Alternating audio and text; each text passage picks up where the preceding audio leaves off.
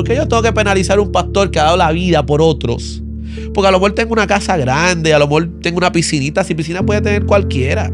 Así que ella se me acerca, la que era mi esposa, y me dice, mira, yo tengo que ser muy sincero contigo. Yo tengo unos referidos del departamento. No. ¿Y esos hijos tuyos no los tienes hoy? Yo no los tengo hoy. ¿Los perdiste? Y como a los 15 minutos entra el líder de la cárcel de Bayamón. Al menos de ese complejo. Y yo digo, ¿por qué?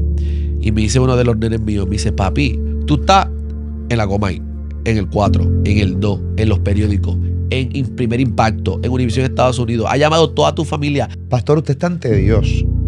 Olvídate ante Molusco. Yo soy un ser humano, yo soy un hijo de Dios, o como la gente lo quiera ver. Olvídate lo que diga Molusco. Usted está 100% claro. Recuerda que es ante Dios, no es ante mí. Que usted es inocente, aunque haya salido no causa para juicio. O sea, usted nunca tocó a su ex, nunca la obligó a tener sexo, nunca la maltrató delante de una menor.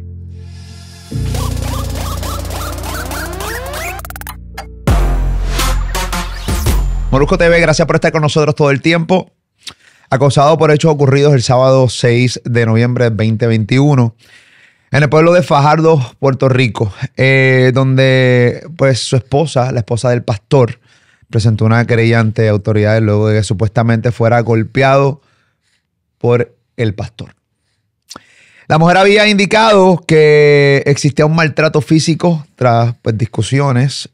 Presuntamente el pastor, según ella alegaba, la agarraba por el cabello, los brazos y el cuello. Lo interesante de esto es que también ella narra que lo hacía frente a menores, o sea, frente a un menor.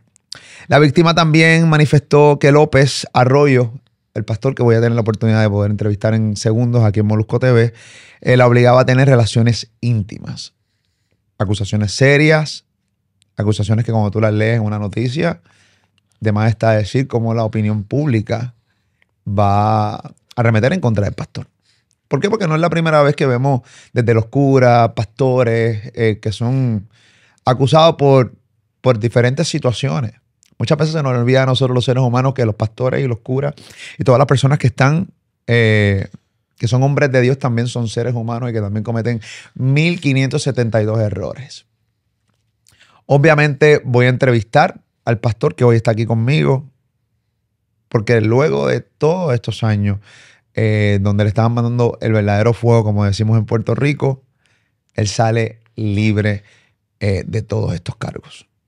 Pastor, con nosotros, ¿cómo estás? Bienvenido a Molusco TV, ¿todo bien?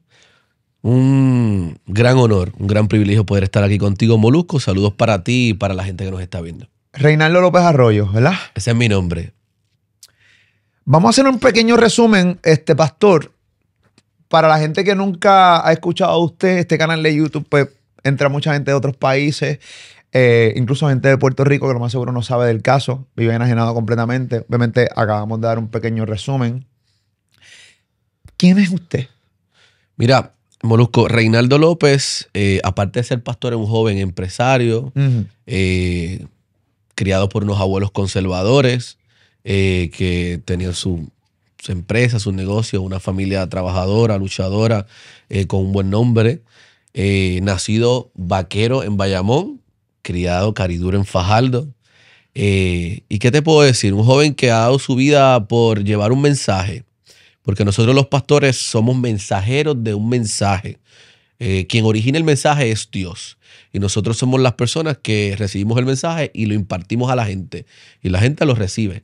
Así que yo soy un joven que dejé mi profesión, que dejé mis aspiraciones personales para subir al podio, subir al altar y guiar un pueblo, guiar la gente.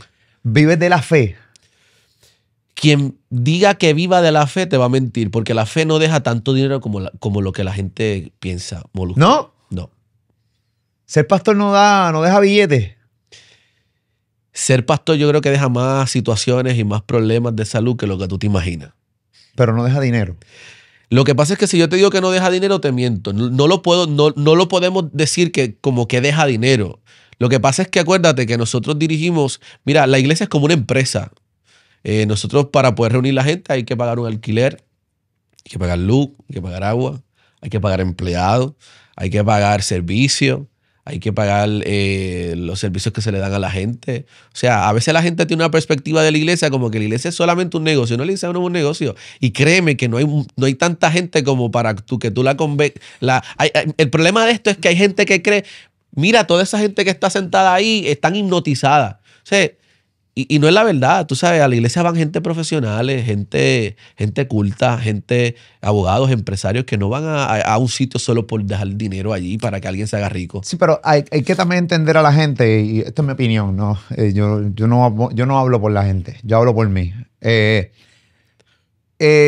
Yo soy un tipo creyente, yo creo en Dios, y hay pastores, hermanos, de vocación que lo hacen porque de corazón. Y estoy consciente en que hay que pagar un local, estoy consciente de que hay que pagar agua, luz, estoy consciente de que hay muchos gastos. Pero también estoy consciente que hay pastores que tú ves enriqueciéndose con la fe. Y de repente tú los ves con Mercedes, que los ves con Rolex, los ves con mansiones, con grandes lujos, con aviones privados. Y es cuestionable. Yo me lo cuestiono. Claro que me lo voy a cuestionar. Pero yo no soy el que me lo tengo que cuestionar. Son los feligreses que visitan las iglesias de estos pastores que se enriquecen con la fe. Esos son los que tienen que cuestionarle porque esos son los que le están sacando el billete, porque a mí no me lo vas a sacar. Pero a mí no me vas a sacar el dinero porque simplemente tú me estés repitiendo lo que leíste de una Biblia. Claro. Porque tampoco aprenderse la Biblia es fácil. Porque una cosa es leerla y una cosa es retener lo que dice la Biblia y cómo también tú lo interpretas. Dicho eso, claro, los feligreses, vuelvo y lo repito, son los que tienen que cuestionar. Si tú estás hipnotizado y si tú estás ahí como, pues tú no tienes problema en dar el billete que sea, pues ya no es asunto mío. Claro. Pero la gente que no va a la iglesia, que se aleja, vamos a hablar del caso. Obviamente, por eso es que, pero para mí es bien interesante tener la oportunidad de hablarlo con un pastor que dejó toda su carrera por quedarse en la iglesia. ¿Qué tipo de pastor tú eres? ¿El que se enriquece con la religión? O el que simplemente es un pastor de vocación y hace todo por mantener el techo de su iglesia arriba. Pero es que yo considero que no hay pastores que abren una iglesia para enriquecerse. Yo considero que hay pastores que dieron de su vida, de su dinero, de su aportación.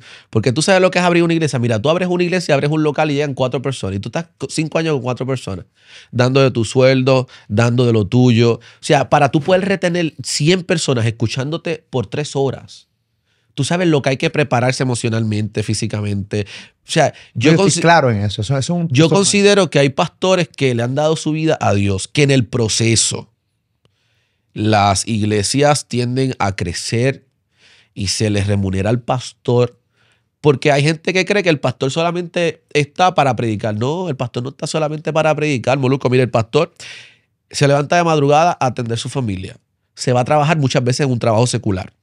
El pastor es enfermero, el pastor es médico, el pastor es psicólogo, el pastor tiene que ir o sea, el pastor es todas las profesiones a la misma vez, porque tú tienes que buscar la forma de que la gente te contente. Entonces tú tienes 4 personas que están en el hospital que hay que visitar, tienes 2 muertos que se murieron que tienes que ir a enterrar, tienes 4 jóvenes que tienes que ir a resolverle el problema. Entonces tu vida está centrada en eso. Yo creo que hay iglesias que en el proceso crecen y la iglesia le remunera al pastor económicamente basado en el crecimiento de la iglesia, y yo no creo que se deba penalizar un pastor porque hay un Mercedes-Benz. No. Porque un Mercedes-Benz lo pegué al cualquiera y una buena casa. ¿Por qué yo tengo que penalizar a un pastor que ha dado la vida por otros?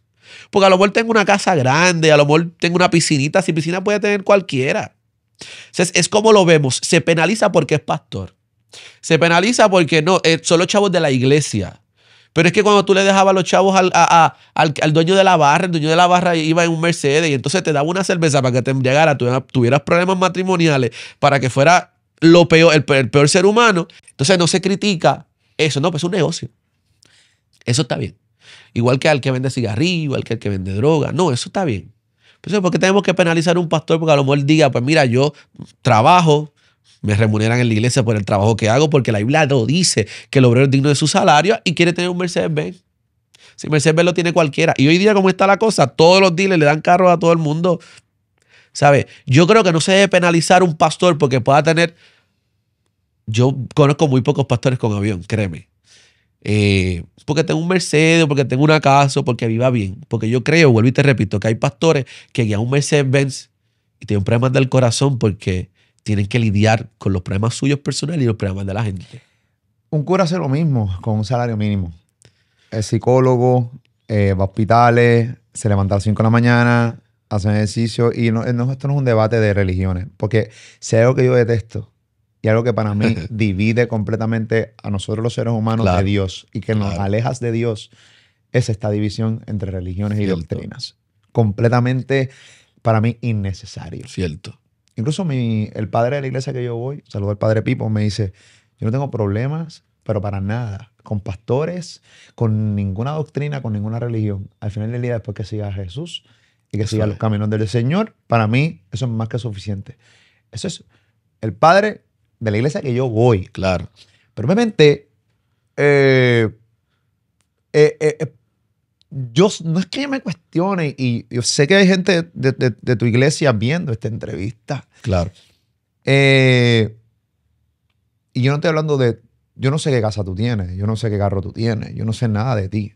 Yo te conocí, hemos hablado 2 veces por WhatsApp y hoy aquí hablamos. Yo creo que nuestra conversación que tuvimos ahorita antes de comenzar esta entrevista, yo creo que ha sido la más larga que hemos tenido durante los meses que llevamos hablando, cuadrando esta entrevista. Claro. Así que yo no sé, no tengo un background de ti. Obviamente sí estudié de ti, sé quién es, pero no sé si eres rico pero obviamente vives de los diezmos de la iglesia, ¿correcto? No. ¿De qué vives? Yo, como te dije, siempre he sido un muchacho empresario. Trabajé para el departamento de la familia mucho tiempo y me gusta trabajar. Yo soy un muchacho trabajador. Fíjate que yo te estoy hablando de que no podemos juzgar a ciertos pastores porque a lo mejor tengan y trabajen. Pues yo soy pro pastor. Yo soy pro pastor porque yo soy pastor y porque yo conozco la vida de un pastor. Y yo conozco cómo un pastor puede estar ante una cámara sonriendo y como en Estados Unidos un pastor con una iglesia de más de 1000 miembros suicidarse porque no tenía herramientas para poder lidiar con el peso de su familia y con el peso de la iglesia. O sea, yo no soy un pastor que guíe un Mercedes-Benz, créeme. Y no soy un pastor que tenga una mansión. Y menos con este caso. Que tú sabes que pagar abogados es bien difícil. Y te quedas casi sin nada. Pero sí quiero argumentarte lo que te argumenté porque conozco pastores que a lo mejor guían un buen carro, pero yo conozco su background, que son gente humilde, gente sencilla, gente que a lo mejor pues lo lograron. Pastor que tenga un carro así, dígase, wow, lo logré. Porque todo el mundo aspira a la muerte de un buen carro. Pero yo soy pro pastor porque conozco, Molusco, lo difícil que es ser un pastor. Es bien difícil, es bien cuesta arriba. Egui Obray fue mi jefe, lo conozco, pastor, hombre de Dios, tipo serio. Yo con esto te estoy diciendo, yo no, con este inicio de esta entrevista no estoy atacando a los pastores. Claro. Pero para nada. Yo no puedo atacar a gente que quiere el bien para otro ser humano y que quiere el bien para el planeta Tierra, para nosotros, para la familia. Yo no puedo atacarlos. ¿Por qué? Porque al final del día tú tienes gente que va a la iglesia porque están buscando de Dios, porque tienen un temor de Dios. Y esa gente está bien, que están enriqueciéndose de fe. No tengo problemas. Y lo que te quiero decir es que conozco pastores, al igual que tú, que sí viven bien, que son hombres de Dios, pero sé que su dinero lo usan para lo que es porque los he visto. Veo su background. Pero también tienes que reconocer que hay pastores que se aprovechan de la fe. Tengo que reconocer que hay pastores que lo hacen como... Y te hacen daño a ti como pastor, que seguramente quieres llevar las cosas como son y le hacen daño a los hijos de la vida, que es el que menciono porque es el que se me viene ahora a la mente y porque es mi amigo y lo conozco hace muchos años, fue mi jefe y realmente sé que es un tipo de Dios y sé su background cuando no estaba en los caminos de Dios. Claro.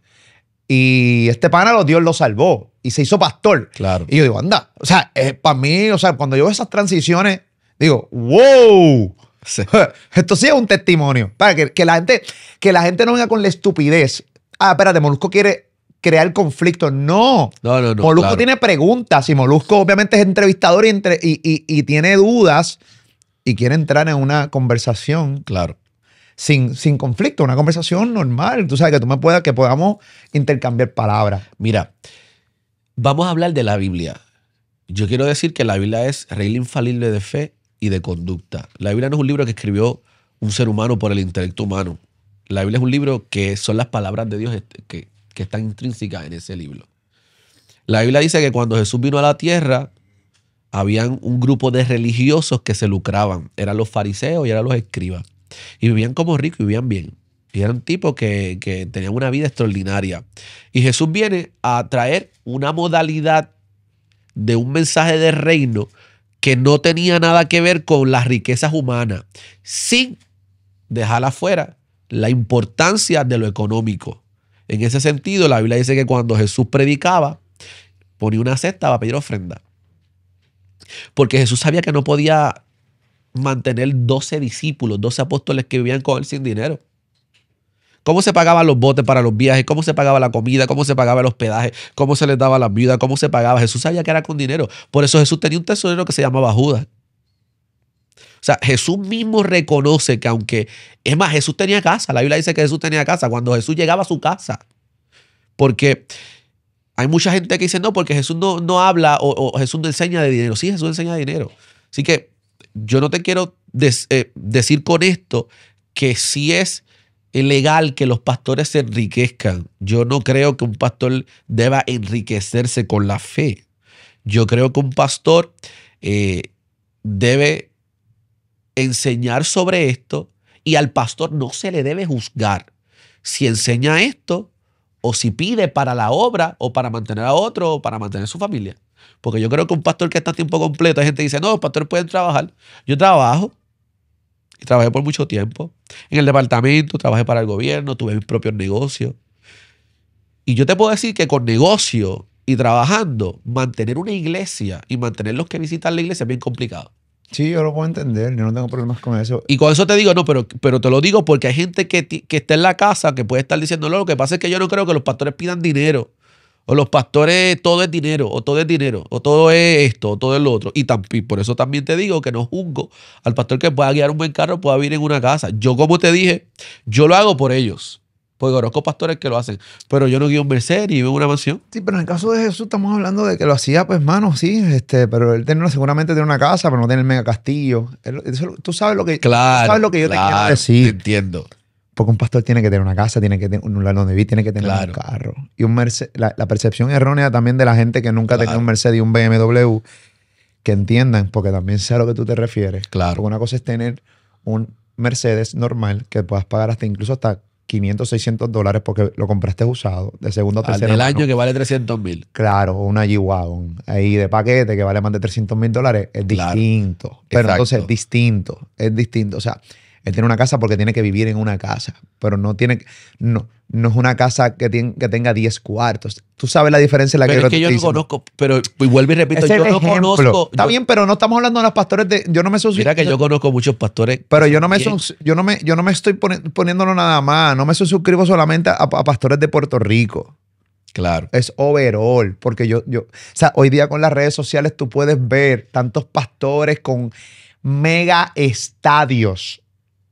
Y yo sé, wow. Claro. Está bien, pero al final del día no importa. Lo importante, tú sabes que a mí me gusta, a mí también me gusta el hecho de que, hermano, si a ti como ser humano esto te brega y tú eres un hombre de bien. Claro. Yo no tengo problema. Claro. No tengo problema. Pero sí tengo mucho problema con el que se me enriquece con la fe. Esto soy yo. Esto es Jorge Pavón el Molusco. Jorge Pavón el Molusco. No es que si tú vives de la iglesia, no tengo problema.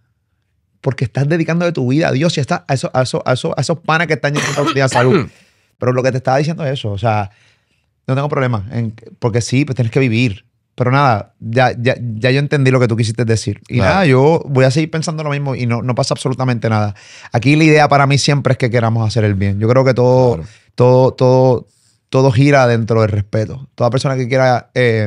Que respete, que quiera buscar porque tiene un vacío, que lo busque independientemente de dónde lo quiera buscar.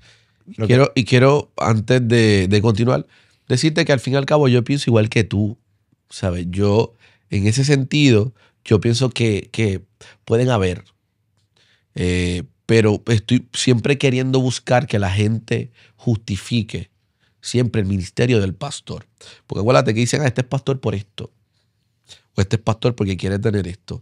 Y yo, aunque yo estoy entendiendo tu dinámica, yo quiero buscar que la gente también entienda y vea el lado personal, el lado sufrido del ministerio, el lado complicado, el lado de que el pastorado no es algo que sale de hoy a mañana, ni el éxito en el ministerio tampoco. Eso cuesta trabajo.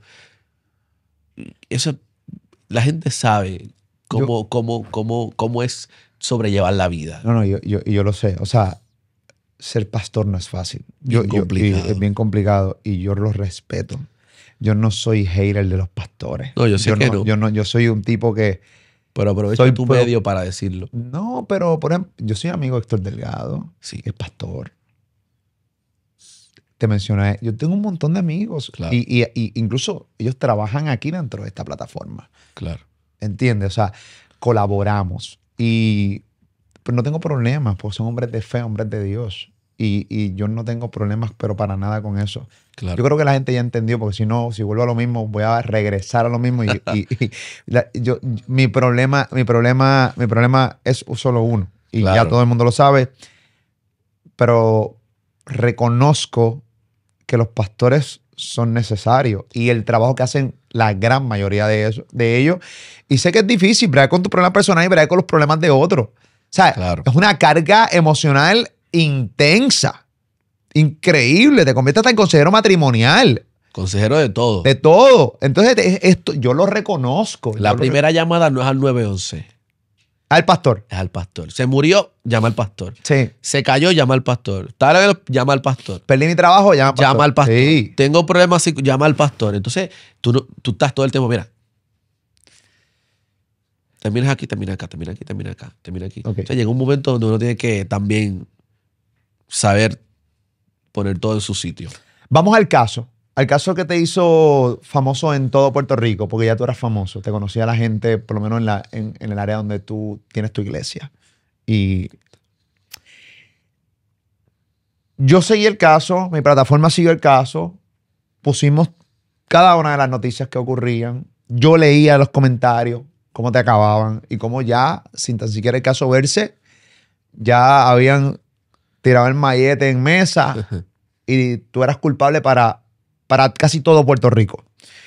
Obviamente, cuando tú ves de repente un pastor que se le acusa de haberle dado a una mujer que la cogía por el cuello, por el brazo delante de un menor, tú lees ese titular, tú lees la noticia y dices, ¡wow! La gente rápido va en la de juzgar, como recientemente cuando se perdió una chica en Puerto Rico, que su esposo es el locutor de Tele 11, aquí en PR. A ese pana lo acusaron y dijeron que el tipo era maltratante, papá. Yo tuve que entrevistarlo. Y con todo eso aquí la gente lo juzgó terriblemente. Así que vamos a empezar por lo más básico. ¿Cómo tú conociste a... Ella es hoy tu ex esposa, ¿no? Sí. ¿Cómo la conociste? ¿Cuál Pues es su nombre, Leia? No lo voy a mencionar. ¿No? No. ¿Cómo la conociste? Nos conocimos por las redes sociales. Nos conocimos por las redes sociales porque ella publicó un video compartiendo una palabra y a mí me pareció muy ameno la palabra que compartió. Así que como hacemos muy comúnmente, que tú conoces a alguien a través de las redes sociales que tiene un contenido que te gusta, pues le das like o lo comparto, le mando un friend request. Y así sucedió. De la nada, yo la felicité por el video. O sea, como puedo felicitar a cualquier otro joven que me parezca admirante que esté predicando la palabra. Y mira, te felicito. Yo creo que... Pero el video llegó random. O sea, tú estabas scrolleando y llegó... Sí, porque hubo un amigo que lo compartió. Un amigo en ok. común que tenemos ambos. Y entonces lo comparte y yo lo veo. Y yo digo, mira, una muchacha que está compartiendo un verso bíblico, me parece muy bien porque es muy común ver pastores o líderes o predicadores varones. Pero una muchacha que de repente está hablando la palabra y la está compartiendo con mucho ánimo, pues yo dije, pues es digno de admirar, así que le voy a enviar un friend request, le voy a dar un like. Y yo creo que así comenzó la conversación. Ok. Sí. ¿Y quién dio el primer paso? Yo creo que fui yo con la felicitación. ¿Porque te gustó? Yo creo que inicialmente por la felicitación, porque tú puedes ver... Pero era bonita, ¿te Sí, gustó? no, Tú decías, claro, era guapa. claro. Una muchacha muy bonita. No puedo decir que no. ¿Pero la tu verdad, intención era felicitarla o ambas? mi intención era felicitarla inicialmente. Yo no creo que... Sí pudo haber en algún momento, yo dije, es que como te digo, ver una muchacha, tú liderando una iglesia también, y ver una muchacha que está compartiendo una palabra, te parece muy ameno. Yo creo que más que a otra cosa, pues una felicitación inicialmente fue lo que me motivó. La felicita, obviamente Ella me responde. ella te responde, pero me imagino que pero ella te responde y como eran ambas, o sea, era bonita, pero también estaba compartiendo Claro. algo de la Biblia, tú dices, hermano, o sea, tiene interés, tiene temor de Dios, es bonita, tiene tiene lo mejor de lo que me gusta a mí. Y empezaron a conversar. Eso es. Ok. ¿Y qué ocurre luego? ¿Empiezan a hablar y le invitas a cenar? ¿O qué ocurre? Bueno, nosotros inicialmente comenzamos a compartir a través de las redes sociales, a través de las plataformas que uno se escribe. Y yo era pastor, yo soy pastor desde los 17 años en Molusco. Comencé con 4 personas a pastorear la iglesia que hoy día pastoreo por 8 años. Y ella pues comenzó también a ver el contenido que yo ponía, lo que Dios hacía, los milagros. Y me preguntaba, mira, pero hoy fuiste a este lugar, mira lo que Dios hizo a través de ti, este se sanó, aquella recibió un milagro, aquel no podía ver. Recuerdo que fue un milagro en particular, ese hombre no podía ver y tú le pusiste la mano y Dios lo sanó. Eso me llama mucho la atención porque vamos con el mismo fin, ¿verdad? Y buscamos lo mismo. Y yo comencé a compartir con ella y comenzamos a compartir y yo creo que un día recibí un mensaje un domingo por la mañana, yo voy camino para la iglesia y me dice, yo quiero ir a tu iglesia. Y yo le dije, pues no hay ningún problema, mi iglesia va a todo el mundo. Y le envié el pin y ya llegó. Ok.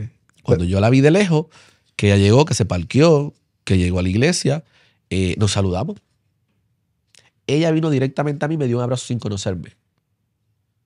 Y yo dije, la cosa va bien. Va bien. Porque ella viene, me saluda, estamos conversando. Soltero, tú eras soltero. Yo era soltero, no me había casado nunca. Pero no tenías jevita ni nada. No, yo fui bien, claro, obviamente uno siempre tiene, en ese momento no. Ok. Pero uno siempre, normal. Pero no, nunca tuve una conversación seria con una mujer, nunca. En ese sentido viene esta muchacha conservadora, bonita, pues que tiene una palabra y que la comparte, llevamos hablando, ya le interesa lo mismo que yo, quiere venir a la iglesia, viene y me abraza y viene, o sea, llegó al culto, se sentó, vino con otras amigas y cuando terminó el culto me arriesgué y le dije que quería invitarla a comer, ahí mismo, a ella y a sus amigas. Y fuimos a un restaurante. ¿Te tiraste de pecho? Me tiré de pecho. Fuimos a Luquillo, un restaurante de comida mexicana, y le invité a comer. Y ella siempre me dijo, me gustó que fueras muy amable conmigo. Me recibiste, yo le puse unos servidores, le dije a una servidora que estaba en la iglesia, le dije, trátala como no has tratado a nadie. Y la servidora me mira y me dice, pastora, aquí hay algo. Yo le digo, no te preocupes, trátala bien, que es lo importante. Y en ese sentido, el trato que se le dio, luego le invité a comer, allá a sus amigas, y ahí terminó todo. De repente las amigas comenzaron a decirle, mire, ese muchacho, qué amable, nos recibió en la iglesia, nos trató, puso una servidora que nos tratara bien, nos invitó a comer. O sea, yo creo que las amigas aportaron mucho a eso. ¿Ella estaba recién buscando de Dios o ya era una mujer de Dios? Sí, estaba recién buscando de Dios en ese momento. O sea, no era full cristiana. Posiblemente. Porque yo creo que cristiano es que cree en Cristo, ¿no? Claro. Independientemente si va a la iglesia sí o no. Pero estaba comenzando. Yo creo que llevaba ya un lapso de tiempo, pero no llevaba mucho en la iglesia. Ok. Sí. ¿Cuánto tiempo después ustedes formalizan la relación? Pues mira, yo creo que nosotros estuvimos hablando como un año, luego nos hicimos novios, yo creo que estuvimos como 6 meses de novio más o menos, no recuerdo muy bien, y nos casamos. Después de cuando la llevaste a comer comida mexicana, ¿saliste con ella continuamente? No, porque yo vivo en Fajardo y ella vive en Río Piedra. ¿Cuánto tiempo después de esa comida mexicana se volvieron a ver? Yo creo que duró no te puedo decir mucho, pero en realidad no fue que al otro día nos vimos y al otro día, pero sí como un mes luego. Pues yo trabajaba mucho, tenía un hogar de niños y en mi casa yo tenía 2, que eran los míos. Yo era un joven que pastoreaba, que trabajaba para el departamento, pero tenía hijos. Tenía 2 y tenía que estar en esa dinámica. Y yo creo que más adelantito comenzamos a compartir más frecuente. Ok. Al año y medio después, entonces, formalizan la relación. Formalizamos la relación. Yo creo que pues, tuvimos un tiempo en el que dialogamos muchas cosas. Yo era un joven maduro, tenía mi casa, tenía mi trabajo, tenía mi carro. Ella de la misma forma pues trabajaba. Y en ese sentido yo creo que todo estaba bastante bien como para que entonces formalizáramos la relación y lo anunciáramos público. Y ella se fue a vivir contigo. Nos casamos primero Ok. y luego se mudó conmigo. Y todo hasta el día del matrimonio, todo iba bien. Todo iba súper bien. Incluso durante el matrimonio, Molusco. También. También. ¿De dónde vienen las acusaciones y en qué momento tú sentiste que esto se estaba dañando y que aquí venía algo feo? Porque las acusaciones de la cojo por el cuello, delante de un menor, la obligaba a tener intimidad. Cuando tú lees eso, tú dices, wow, este pana es complicado. Mira, Molusco, yo te puedo decir que yo nunca me imaginé. No hubo, sí hubieron unas situaciones. Mira, yo trabajaba para el departamento de la familia. Y yo tenía, como te dije, un hogar de niños. Y yo tenía 2 niños que llegan de la región de Ponce. Me llama mi supervisor y me dice, Pastor, tengo 2 niños. Y yo le digo, no puedo más. No puedo. Y me dice, deja que los veas. Por favor, quiero que los veas. Y si los ves, te quedas con ellos. Y si no, pues buscamos otro hogar. Yo le digo, tráemelo. Cuando yo los vi, me enamoré de ellos. Porque eran 2 niños sin padre, ambos. Eran hermanos, no se podían separar. No puedo decir sus nombres ¿verdad? Por este asunto de la privacidad. Claro. Pero cuando ellos llegan a casa, yo dije, estos niños yo me tengo que quedar con ellos. Y los hice míos. Los hice también que dormían conmigo. Los adoptaste. O sea, era una relación.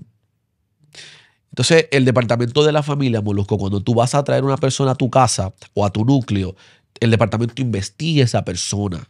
Y el departamento dice, si esa persona va a estar en el núcleo donde hay menores, yo tengo que investigarlo y tiene que pasar una licencia.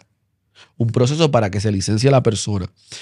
Así que yo le digo a mi jefa, mira, me casé o me voy a casar, se lo dije desde antes, pero tan pronto me casé y estemos viviendo juntos, yo la voy a mandar a que la licencie. Cuando vamos a hacer ese proceso, ella se me acerca y me dice, mira, obviamente la persona que se licencia no puede tener ningún tipo de antecedentes penales, nada que tenga que ver con maltrato de menores ni referido. Así que ella se me acerca, la que era mi esposa, y me dice, mira, yo tengo que ser muy sincero contigo, yo tengo unos referidos del departamento. No. Yo le digo, ¿cómo tú tienes unos referidos del departamento? Dice, yo tengo unos referidos del departamento porque a mí me acusaron de unas cosas y yo referí a otra gente por otras cosas. Todo con relación a la misma menor. Y yo digo, se me complica la cosa porque yo conozco la agencia y yo sé que eso es o pierdes el contrato, pierdes tus hijos, pierdes tu trabajo, sobre todo mis hijos que son míos.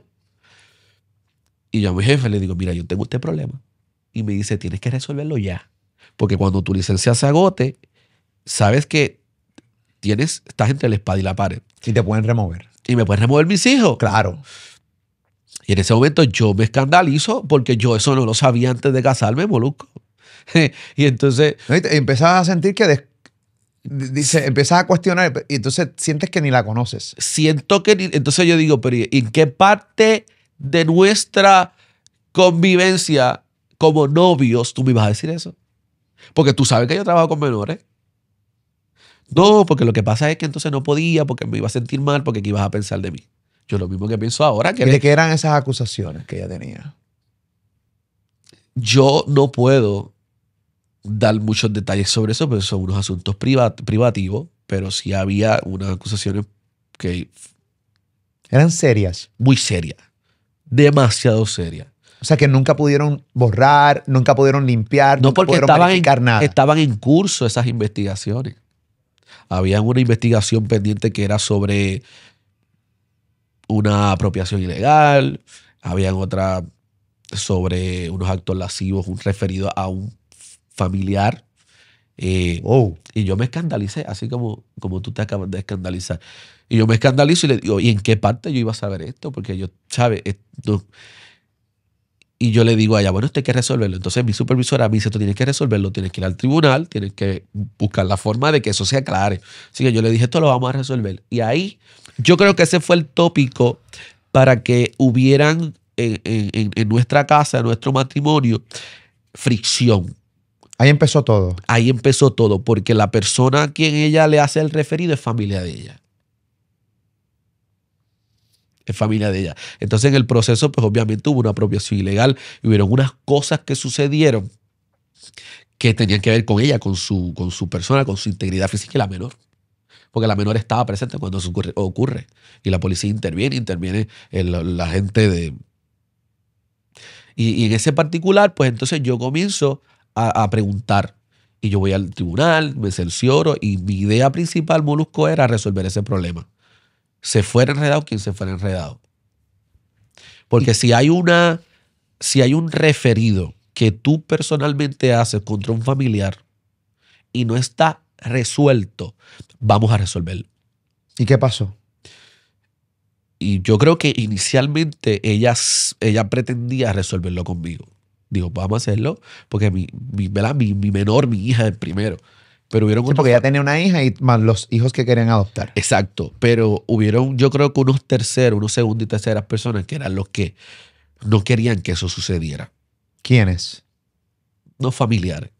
No querían que sucediera lo que yo quería que sucediera, no para hacerle daño a otro. Es que teníamos que resolverlo. O sea, sí, porque yo no hice el referido. Número uno, yo no lo hice. Y número dos, tú no lo hiciste mientras estabas casada conmigo. Tú lo haces fuera. Entonces, ahora que vienes para acá, yo puedo perder el trabajo que yo he realizado porque tú hiciste un referido contra una persona y ahora no quieres hacer nada. Sí, las personas no querían, las terceras personas no querían que se hiciera referido porque entonces iba a empezar una investigación. Claro. Iba a continuar una investigación Claro. que no estaba en curso. Claro. Para que continuara en curso y Claro. posiblemente gente dentro de la investigación terminaran mal. Claro. ¿Y qué pasó? Pero la familia no lo veía de esa forma. Esas segundas y terceras personas no lo veían así. Bueno, siempre, Esta gente lo veía como que ahora ella se casa con él y él quiere ahora entrar aquí a hacer cosas que no le tocan.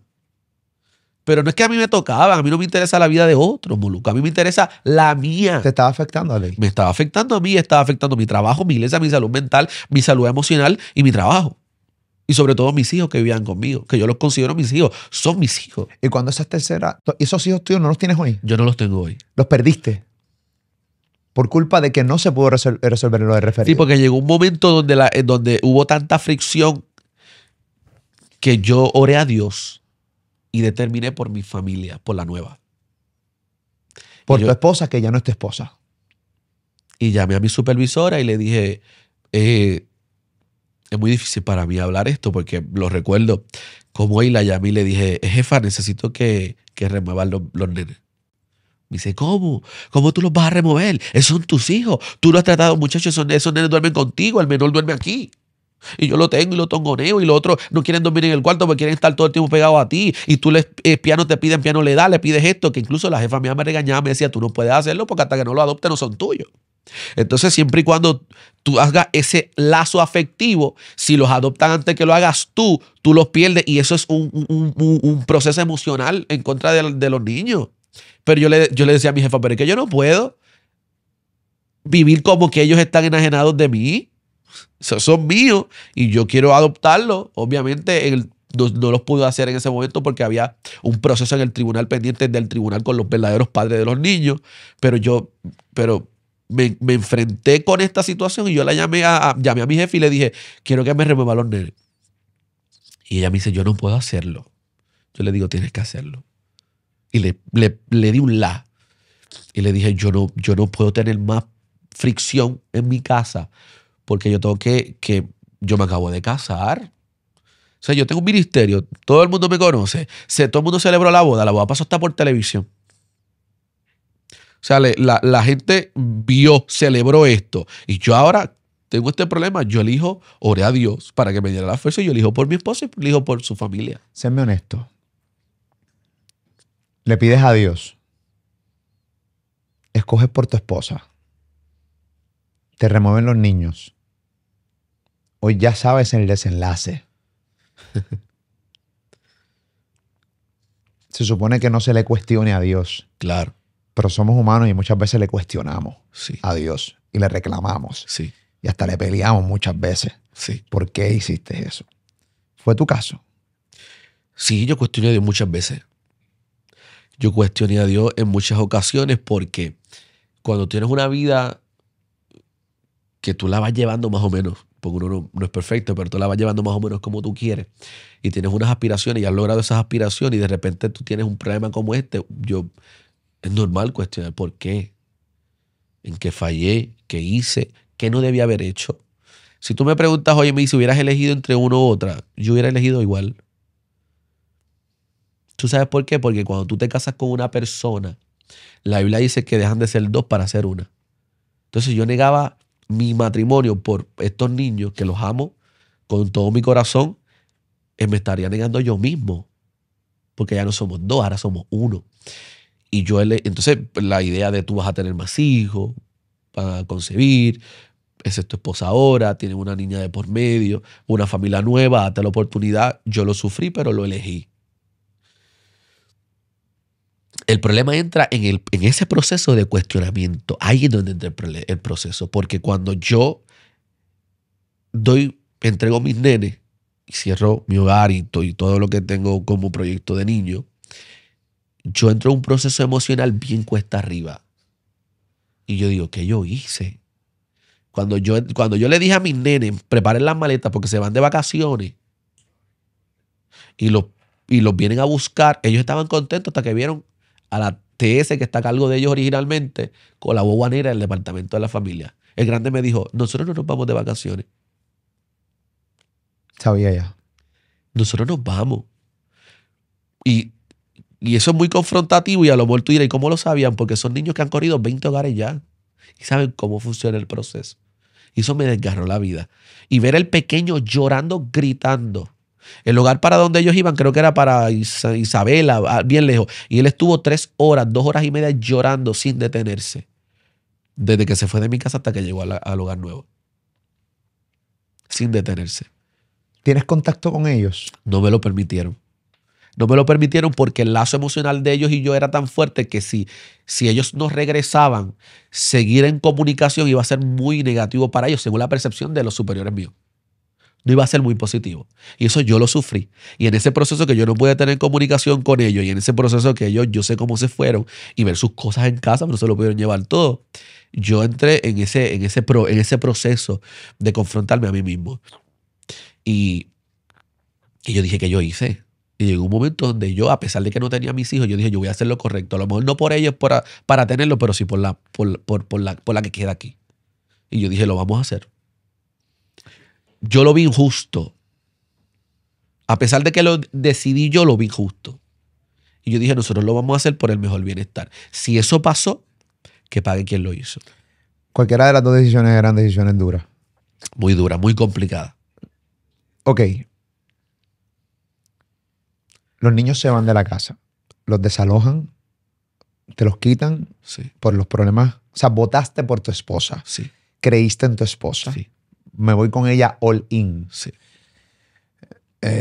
Aunque lo sufriste.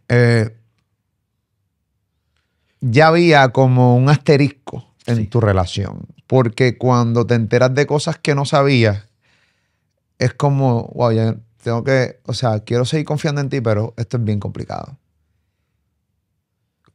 ¿Qué ocurrió luego que desató todo esto que lleva esta entrevista? O sea, estas acusaciones. ¿Qué fue lo que la llevó a ella a que te acusara de lo que te acusa? De que la obligaras a tener sexo sin ella querer, de que la cogías por el cuello, de que la maltratabas delante de la niña, del menor.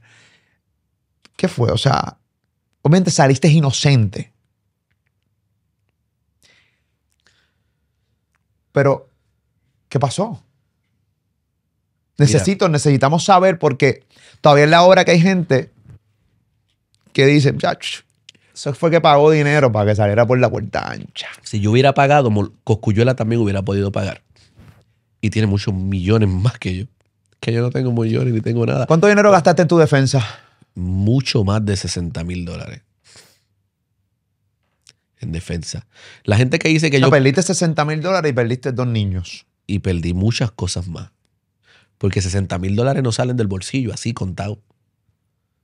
$60,000 salen de mi carro. Salen de ventas de otras cositas que yo había trabajado. Sí, ahorro. O sea, de muchas cosas que tuve que ceder.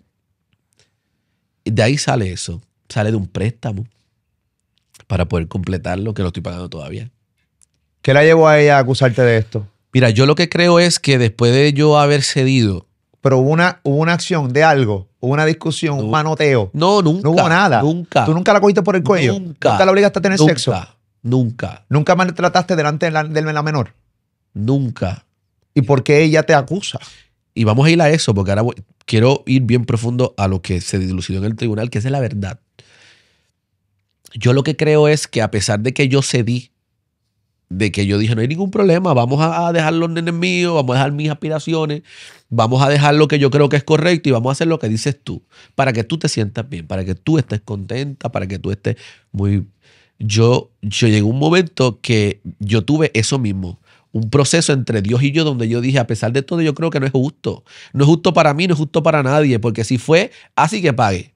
Si no fue así, pues saldrá en el proceso de que no fue así. Y se cierra. ¿Tú sabes por qué? Porque a pesar de todo, yo tengo 25 años ahora. Yo me imagino, yo decía en ese momento, en algún momento yo querré volver. Tú tienes 25 años. Yo tengo 25 años ahora. Tú tienes 25 años. 25 años. Y he vivido como 180 años. Sí. Y en ese proceso yo dije, en algún momento yo voy a querer volver a abrir esto. O sea, este es mi sueño, este es mi trabajo. Yo no lo puedo dejar así porque ahora otras personas cometieron unos errores y yo tengo que pagar por los errores de la gente. Yo dije, vamos a hacerlo. Y yo creo que ahí es que hubo mucho más fricción. Incluso tuvimos que ir donde otras personas para que nos aconsejaran en el proceso y para que nos recomendaran qué íbamos a hacer. Y todo el mundo me daba la razón. Yo creo que ese fue uno de los corajes de la gente. Pues cada vez que íbamos a un sitio, pero el pastor tiene razón, pero el rey tiene razón. O sea, eso hay que resolverlo. Entonces, la familia, yo creo que tuvo mucho que ver porque la misma familia era quien decía, no lo vamos a hacer, puede ocasionar esto, puede ocasionar esto otro, pueden haber otras cosas, esto, lo otro. Y yo creo que llegó un momento que pasó porque un día yo estoy en casa, estábamos durmiendo lo más tranquilo y de repente llega su familia. No, porque hay unas diferencias y mi hija me están pasando unos procesos y yo estoy en contra. Y yo dije, no hay ningún problema. Si ustedes entienden que lo que yo quiero hacer les ha traído a ustedes unos problemas familiares, a mí también. Y yo estoy luchando con que tengo que ser un pastor correcto, con que tengo que lidiar con el negocio, con mi casa, con las deudas, como padre de familia, como el sustento principal y único sustento en la casa. O sea, tú la mantenías. Yo era el sustento de la casa. La mantenías. Yo era el sustento de la casa. Y en ese aspecto, pues yo tengo que lidiar con todas esas cosas. Ahora yo no estoy trabajando. Porque mi fuente de ingreso también proviene de lo que yo hago para el departamento de la familia. ¿Ves? Y ya no estás trabajando ahí. Y ya no estoy trabajando. Entonces, ¿qué voy a hacer ahora? ¿Cómo voy a mantener? ¿Cómo voy a hacer esto? La iglesia tiene sus proyectos. Yo nunca he cobrado un centavo de la iglesia. La iglesia tiene sus proyectos. En ese momento, la iglesia estaba en el mejor momento del ministerio. Estábamos on top. Había mucha gente. Estábamos inaugurando un templo. Yo recuerdo que yo estaba en oración y en ayuno porque necesitaba un templo más grande. Y de repente me llamó una señora y me dice, ¿usted está buscando un templo? Yo lo tengo. Y eran unas facilidades, yo diría que las más envidiadas por mucha gente. Una antigua iglesia bautista, teníamos el templo, cancha bajo techo, playground, colegio, bautisterio. Y Dios nos bendijo con eso. Estábamos a punto de inaugurar eso.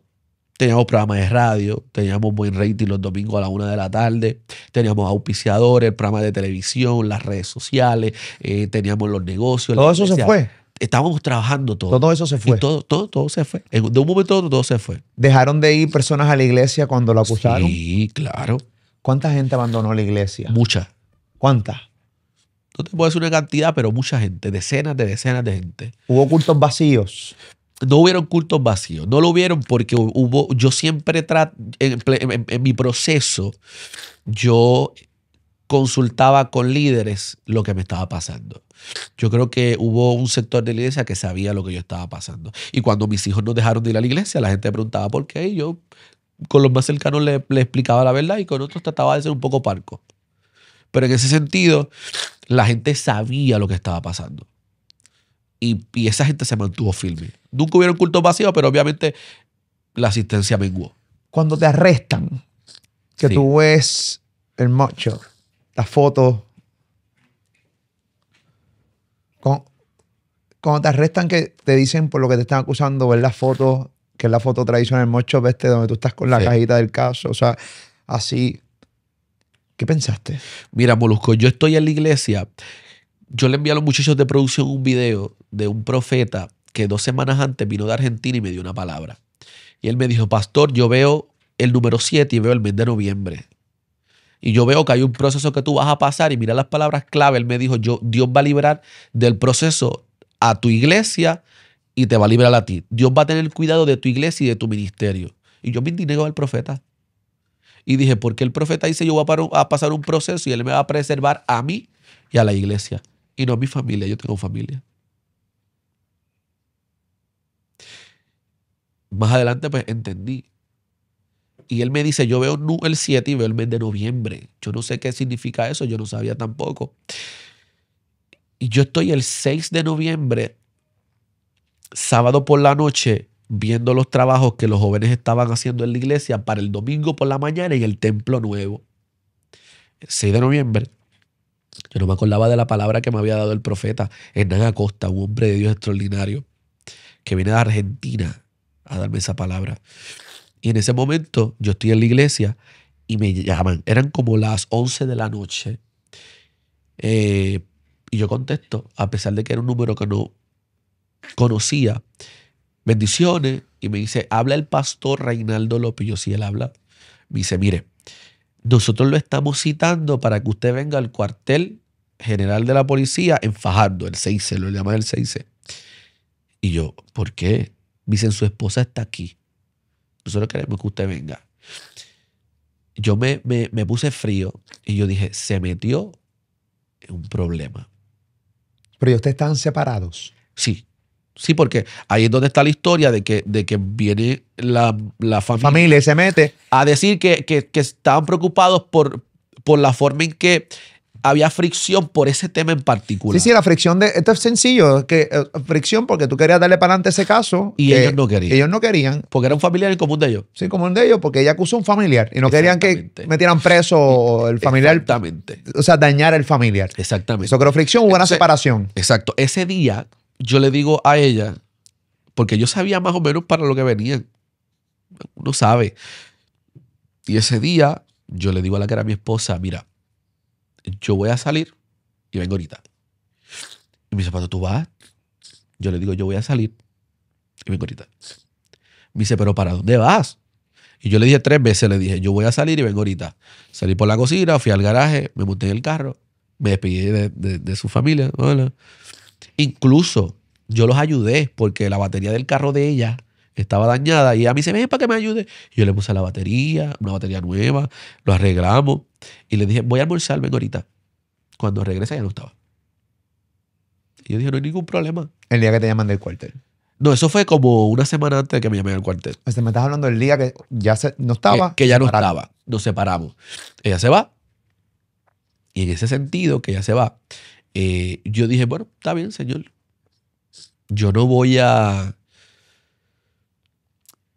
cuestionar más esto. Yo lo voy a dejar así, que sea lo que tú digas, pero me acuesto y me acuerdo de los nenes y de la nena. Y voy al cuarto y me desplomé llorando. Pues yo digo, hombre, dejo mi familia por esto. Y ahora por esto, esta otra no está. Te perdiste todo. Estás solo. Veo el cuarto de mis nenes y me eché a llorar. Y yo digo, ¿y qué pasó aquí? Y entonces estamos ahí, yo veo el cuarto vacío y entro yo en ese dilema. Yo dije, ahora sí. Llamé a mi familia, se lo comenté. Estuve unos días solo. La gente, él está muy raro con uno esté solo. Yo siempre andaba. ¿Con ella? Sí, siempre, siempre. Hasta que llegó el domingo y la iglesia estaba full. Llego a la iglesia, me ven sin ella. Y tengo entonces que invité un predicador para que hablara. Tiene un testimonio tremendo. Y cuando llamo a la iglesia, le digo a la iglesia que pase al frente, que quería apagar las cámaras, apague todo. Y le digo, necesito hablar con ustedes sinceramente. Ustedes saben, y le hice como una pequeña locución de cuando un pez entra en una pecera y no es el agua del pez y va y descansa. Yo le dije, ella está descansando. Y yo espero que ustedes respeten ese espacio. Y los mandé a mirar a la pantalla. Les dije, pero esa persona que usted es muy especial. Y usted tiene que honrarla y honrenos a nosotros. A menos, como todo matrimonio, pues pasamos. Y la iglesia quedó conforme. Porque todo el mundo sabe que uno pasa situaciones de matrimonio. Así que eso fue domingo y toda esa semana estuvimos trabajando en el Templo Nuevo. El sábado por la noche estoy pendiente al trabajo que están haciendo los muchachos y ahí es que me llaman. Y yo digo, se metió entonces un problema. Y yo me monté en el carro y llegué en 4 segundos. Cuando yo llego, el teniente de la policía o el que haya sido, me dice, usted está bajo arresto. Yo digo, ¿bajo qué? Usted está bajo arresto porque usted le están acusando de la I-54 ahora mismo en el segundo piso. Yo, ¿quién? Su esposa. Me voltean, mi esposa, sin leerme los derechos, y me meten a la celda. Wow. Ahí empezó mi pesadilla. ¿Tú sabes qué día era, Molusco, ya? ¿Qué día? 7 de noviembre, el mismo día que me había dicho el profeta que yo iba a pasar un proceso muy difícil. 7 de noviembre. Y era domingo. Qué interesante que se hace una querella sábado en la noche para domingo. Que yo tenía que estar en el templo con la gente. El policía me dice, puede hacer 2 llamadas a los abogados. Y yo, sí, está bien, tranquilo. Llámame a esta abogada. Era un asistente mío de la iglesia. Y ahí está otro más. Estoy preso.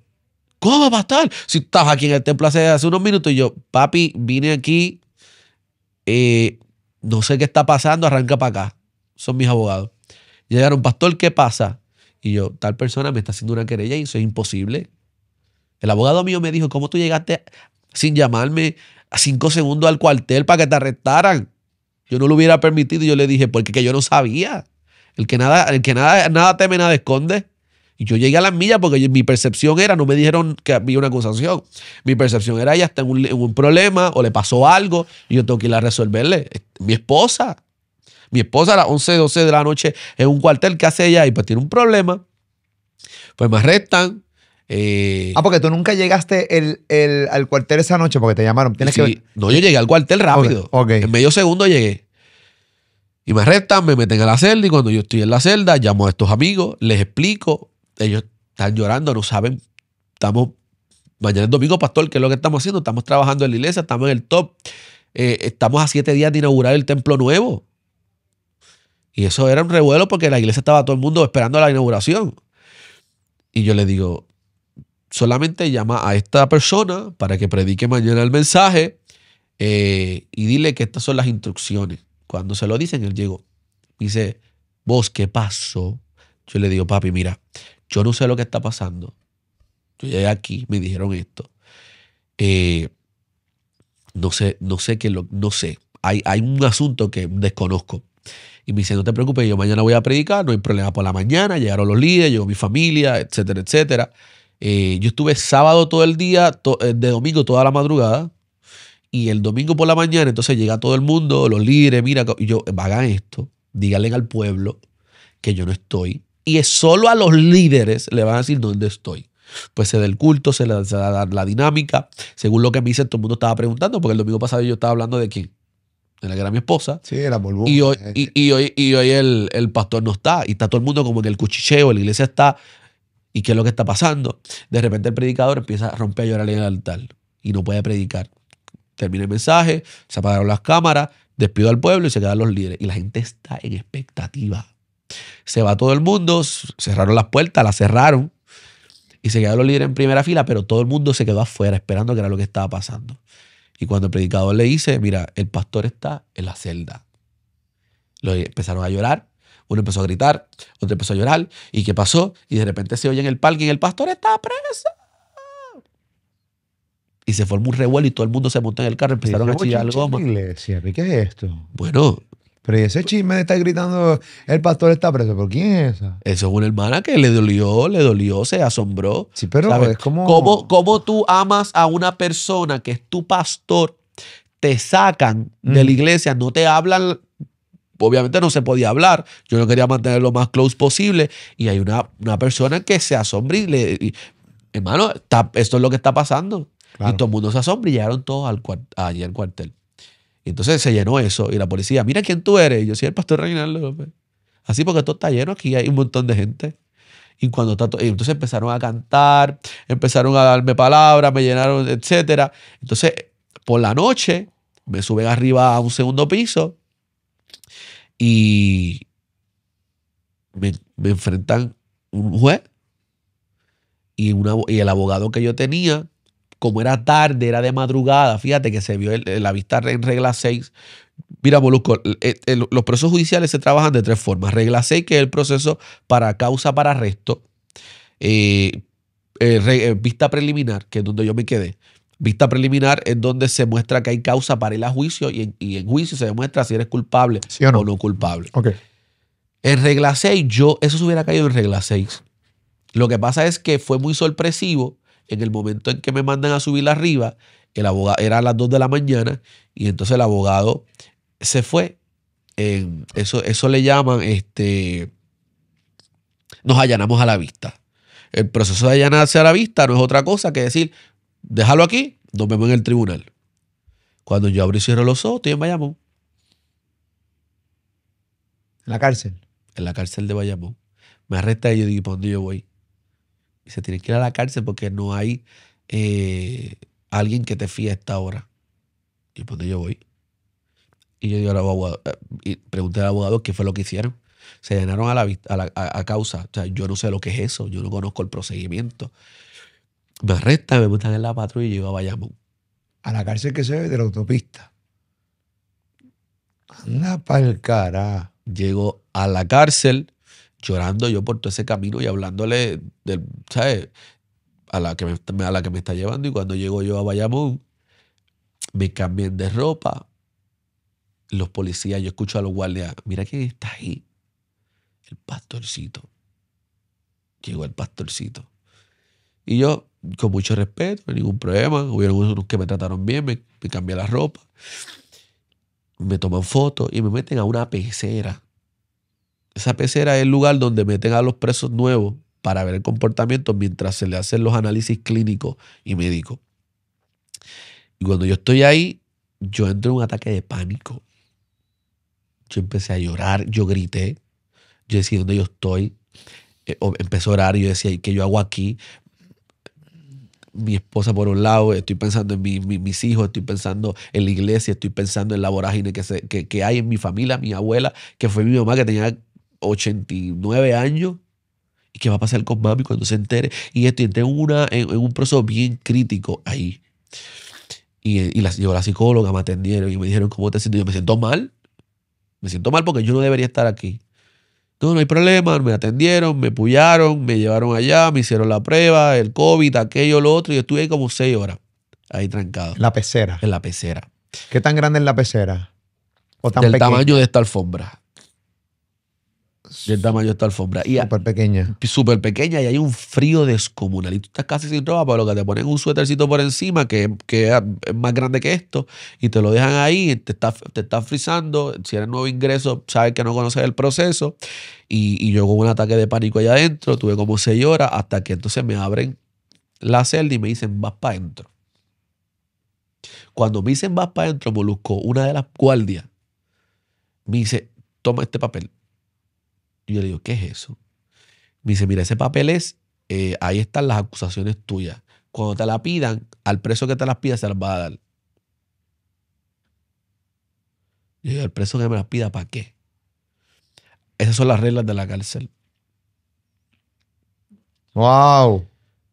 Yo las cogí y me las metí aquí. ¡Uy! Y las tapé. Y cuando estoy haciendo la fila, le digo, tengo que ir al baño, pero no aguanto. Esto yo no se lo he dicho a nadie. Solamente a ti. Yo no aguanto, tengo que ir al baño. No, tengo que ir al baño ahora. Cuando voy al baño, me permiten entrar al baño. Yo, ciérrame la puerta. Entonces, voy, me saco los papeles, los rompo y los flocheo. Porque obviamente tú no querías entrar en unas acusaciones que eran falsas. No solamente por eso, porque... No, mira, tú eres pastor y te poner que maltratabas a una mujer delante de un menor, te iban a coger en la cárcel y te iban a clavar. ¿Por qué razón yo tengo que dárselas a un preso? ¿Por qué? Bueno, esas son las reglas de la cárcel. Pues yo las floché y me voy para la fila otra vez. Y cuando voy para la fila, me ponen un matre aquí, me ponen un bolso aquí con las cosas, las cosas, ¿verdad?, de primero necesidades. Y me acordé de José, el soñador, del que habla la Biblia. Un joven que era soñador, que trabajaba para el jefe de la policía, y su mujer se enamoró de él, lo acusó de violación y lo metieron preso. Y yo era José en la cárcel, de tantas veces que yo había predicado de José. Porque el problema de la gente es que a veces la gente justifica a los personajes de la Biblia, que estuvo preso, que lo acusaron, que aquel dijo, que a que Pedro le cortó la oreja aquí, me arrestó a Jesús. Pero cuando uno pasa una situación no es justificable. Los de la Biblia sí, eso es, olvídate, eso es lo mejor. Eso es inspirador, que Pedro le haya cortado la oreja a aquel y olvídate que entonces la pegó y todo eso. Pero que un hermano haya pasado un proceso, no, eso es criminal. Porque no saben que lo que Pedro hizo fue tentativa de asesinato y que hoy día hubiera estado en la posición mía, estuviera preso. Sin embargo, no pasó así. Entonces, unas cosas son inspiradoras, pero las otras son criminales. Esa a veces es la doble vara de la sociedad. Y en ese sentido, yo era José, yo estaba ahí y yo llorando de camino a la reja. Pero tienes que entender, y para que te interrumpa, te quedaste llorando. La gran mayoría de gente que habla de la Biblia con ese sentido, hablan de la Biblia como el papagayo. Claro. Porque nunca la han leído. Por eso yo no Claro. hablo de la Biblia, porque yo nunca la he leído. Claro. Yo no puedo hablar de algo que no tengo la data, la información. El problema es que vivimos una sociedad que habla de todo, pero sabe de nada. Y entonces, cuando tú tienes ese problema, pues opinan basado en una percepción, y la Biblia es intocable para mucha gente, pero no saben por qué es intocable. No saben por qué, saben que es el libro de la vida, saben que es donde está la regla, pero no han leído ni nada. Entonces, de repente, pues empiezan a hablar de ella sin la información. Ah, no, con la Biblia no te metas. ¿Pero por qué? Porque la Biblia.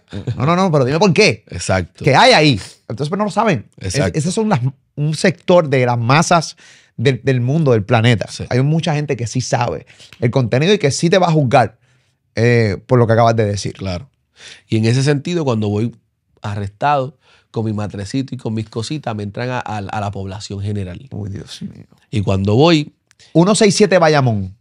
sí, Ay, 172 algo. 172.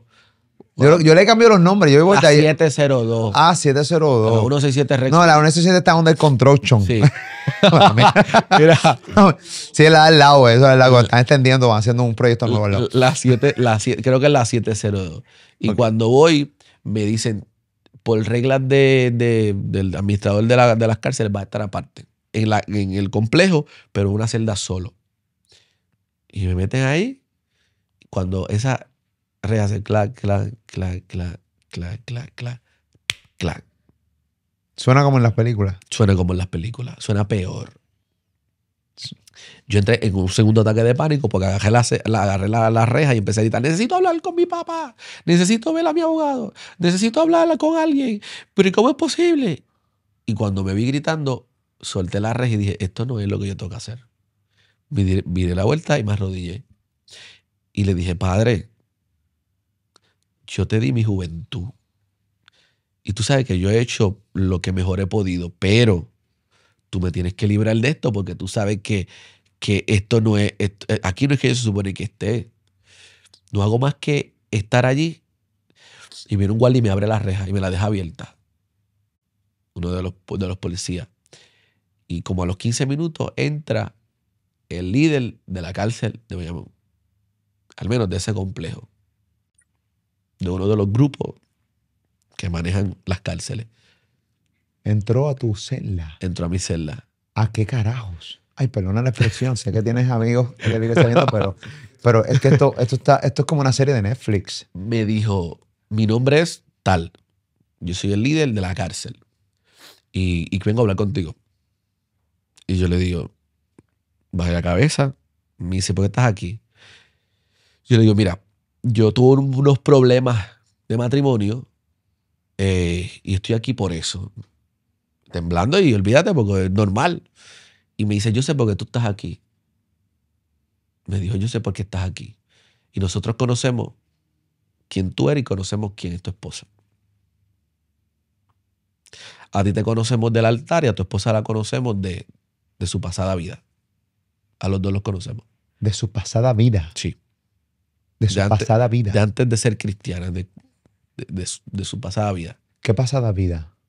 De su testimonio de vida, antes de ser cristiana. O sea, tenía un pasado oscuro tu ex. De su testimonio de vida. De su Pero tú papá. sabías de ese pasado oscuro. Conocía algo. Ese líder te puso al día. Sí, Te dijo, ponme tensión. Sí. Y te dijo todo. sí. Y yo cuando él me dice y me explica eso, yo digo, ok. Y me dice, ¿y sabes qué? Aquí te vamos a dar protección, no te vamos a dar, aquí nadie te va a hacer nada. O sea, tuviste... ¿Se puede decir bendición? Sí, yo creo que sí. Yo le puedo decir leche también. O la suerte o lo que sea. Sí. De que el líder de la iglesia... De la Digo, cárcel. de la cárcel, perdón. Ay, Dios mío, estoy turbado.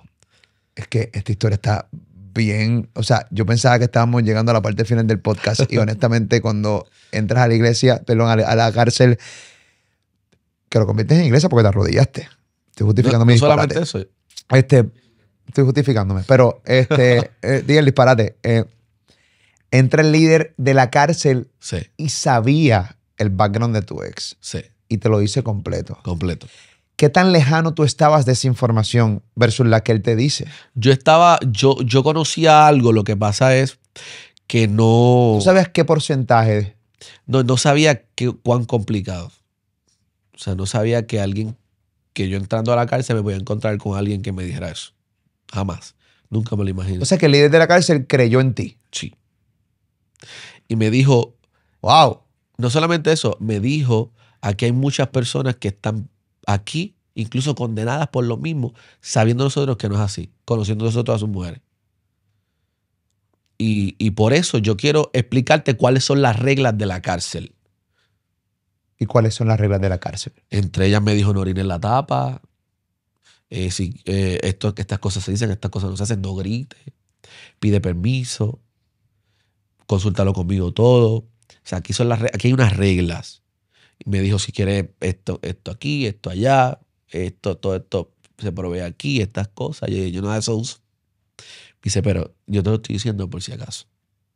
Hay de todo dentro de la cárcel. Sí, es de todo. Hay un supermercado. Sí. Yo le digo, yo no uso nada de eso. Y me dice, Drogas. no, ciertas cosas. Y me dice, mira, yo lo que puedo hacer es, en realidad, no drogas per se, pero unas cosas que siempre usan en la cárcel. Bueno, la cosa es que estoy allí y este muchacho pues me dice eso y me dice, yo te voy a dejar la celda abierta porque yo quiero que si Dios te toca y te inspira, las palabras que usó, a hablarle a los presos, aquí hay órdenes de que si tú quieres salir, mira, puedes predicar, puedes cantar, puedes testificar, tú vas a hacer lo que tú quieras aquí. Esto va a estar abierto, tú entras y sales cuando tú quieras.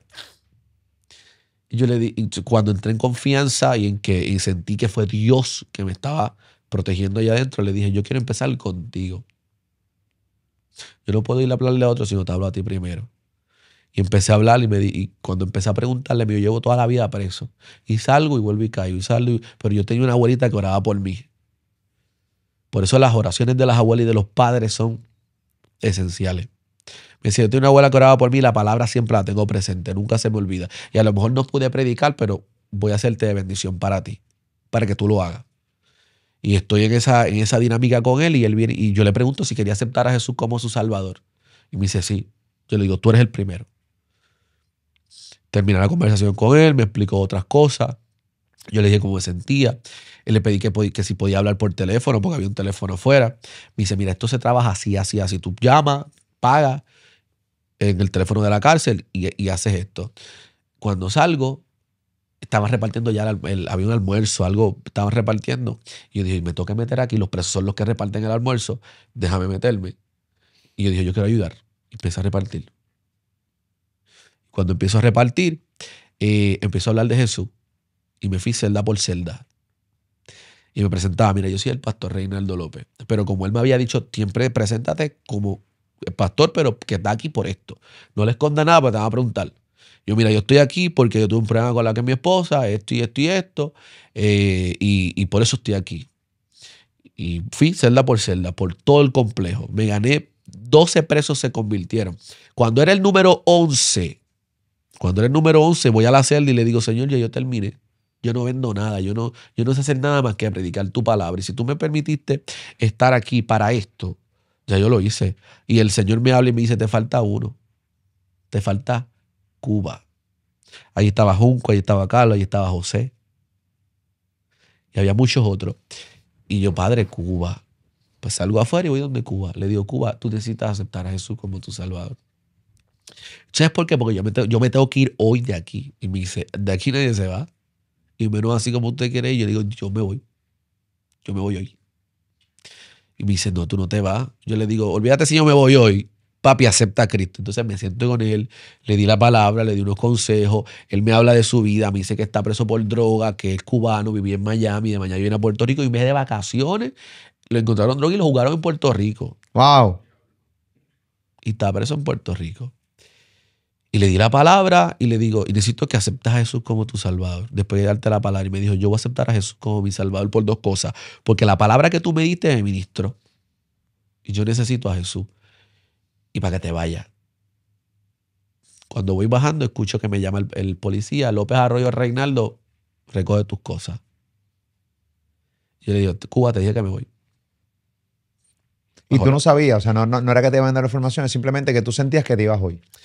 Yo sentía que me iba hoy, pero yo sabía que mi familia estaba haciendo el trámite para... Sí, para sacarte de ahí. Para sacarme Sí, de sí. allí. Y yo sentía que era hoy. Yo dije, esto es hoy. Así que no hago más que bajar. Y cuando sé que me voy, quiero llamar por teléfono a mi familia, pero no sé el teléfono de nadie. Solamente el de mi papá. Y lo estoy marcando y él no contesta. Porque cuando tú llamas de la cárcel, tú contestas y dices, hay alguien de tal cárcel que te quiere llamar. Si quieres contestar, marca esto. Si no es para ti, marca esto. Y si es para ti, entonces tienes que pagar la llamada tú. Y en ese momento te da un lapso de segundo y si tú no metes la tarjeta y pagas la llamada, se corta. Y yo con mi papá nunca me pude comunicar. Y lo que yo quería era comunicarme con la que era mi esposa. Porque era lo único. Pero yo decía, pero quiero hablar con ella. Pues no me atrevo porque estoy pasando este proceso. So que entonces llamé a otro. Pero tú quieres hablar con la que te llevó allí. Con esa era la que yo quería. ¿Para qué? Porque yo quería, pero es que yo no entendía. Preguntarle. Yo no entendía qué estaba pasando. No era que por esto yo estoy aquí. No, tu esposa vino, te acusó de esto y por eso estás aquí. O sea, yo no pude verla, yo no hablé con ella. Yo la vi cuando ella estaba en el CICE de Fajardo, yo la vi. Que ella bajó con sus gafas y así, pasó así. Y yo llorando. Es más, yo comencé a cantar en la celda porque yo lo que tenía era, o sea, yo no sabía qué más hacer. Yo no sabía por qué yo estaba allí. Yo lo que quería era hablar con ella. Mira, ¿qué pasó? ¿En qué momento nos diluimos? ¿En qué momento en qué momento pasó esto? Yo decía, la llamo, no la llamo, la llamo, no la llamo, la llamo, no la llamo, la llamo, no la llamo. Llamé a un familiar y me dice, no te preocupes que yo creo que ya el juez aprobó el caso y te van a sacar hoy. Y yo, pues dale, porque ya me llamaron, están haciendo la gestión. No te preocupes que vamos por ahí. Cuando entro salgo, papi, yo entré llorando a la cárcel. Y salí llorando. ¿Sabes por qué yo salí llorando? ¿Por qué? Porque yo hice una familia ese tiempo que estuve allí. Estuve un poquito más de un día. Fue suficiente. Se te fuiste llorando porque ibas a extrañar a los Porque confinados. yo hablé con esa gente. Yo escuché los dolores, los sufrimientos. Era como estar pastoreando en la cárcel. Y yo me fui. Y cuando me voy, empiezo a saludarlos a todos. Junco, Uva, Carlos, aquel, por los nombres que me acordaba de ellos, bien brutal. Y empezaron a raspar las rejas. El pastor se va, el pastor se va, el pastor se va. Y eso me ocasiona tantos sentimientos que yo salí llorando y les grité. Yo no voy a volver, no como preso, pero yo voy a volver a esta cárcel a venir a verlos a ustedes. Y si por algún motivo en lo que yo regreso, ustedes ya salieron, yo los espero en la iglesia. Y ellos raspaban las cárceles. Pastor se va, pastor, te bendiga, gracias.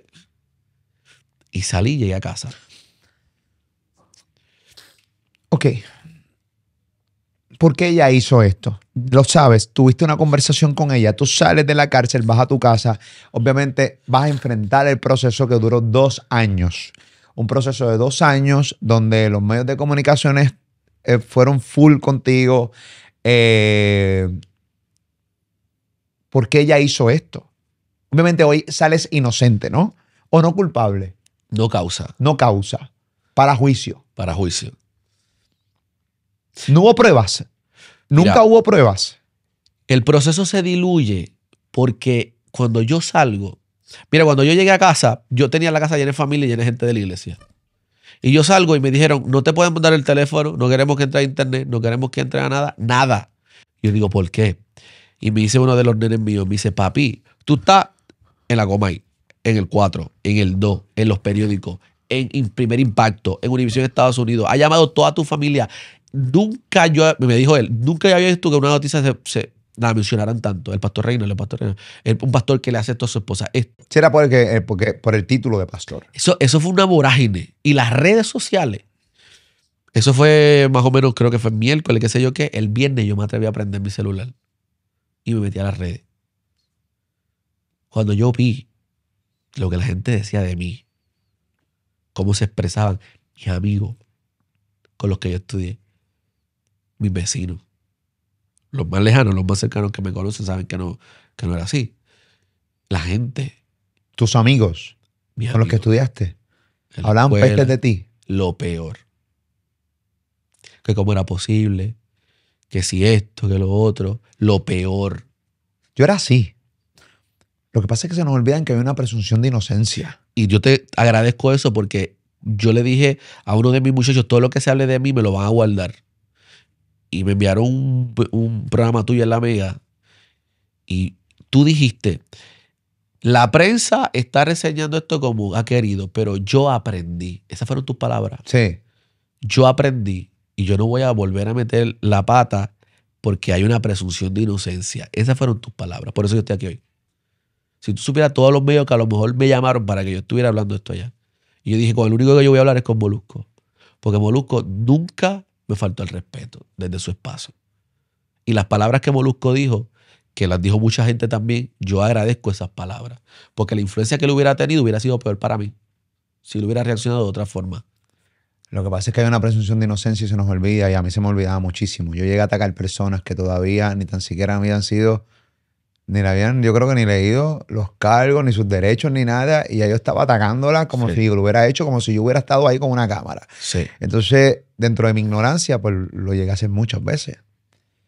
El juicio. Pero entonces de repente hay una presunción de inocencia. Yo he visto tantos casos que acusan a personas y salen, o sea, no culpables o ni tan siquiera llegan a un juicio porque no se encuentra que las pruebas son suficientes. Y no porque las pruebas no son suficientes significa que no lo hizo. Claro. También yo soy Claro. grande ya. Pero hay una presunción de inocencia. Sí. Ninguno de los que hablaron en las redes sociales estuvo allí. Por ende, yo no puedo hablar. Yo espero que yo cubro el caso y observo y opino. Cuando ya hay un resultado final, vamos arriba. Exacto. Si te tengo que mandar fuego, oye, y si salías culpable, hermano, te iba a mandar el fuego de la vida. Te iba a hacer pedazos mirándote la cara. Porque si salías culpable de cogiste a una mujer por el cuello delante de un menor y la obligada a tener sexo, cero respeto te iba a tener. Tú sabes que una vez me entrevistó a alguien y me dijo, ¿qué usted opina de eso? Yo le dije que cualquiera que hace eso debe estar preso.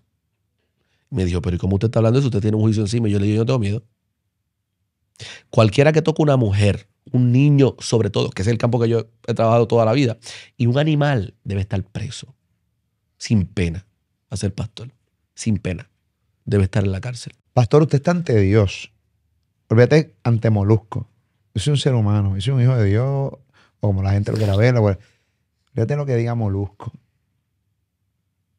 Usted está 100% claro. Recuerda que es ante Dios, no es ante mí. Que usted es inocente aunque haya salido no causa para juicio. O sea, usted nunca tocó a su ex, nunca la obligó a tener sexo, nunca la maltrató delante de una menor.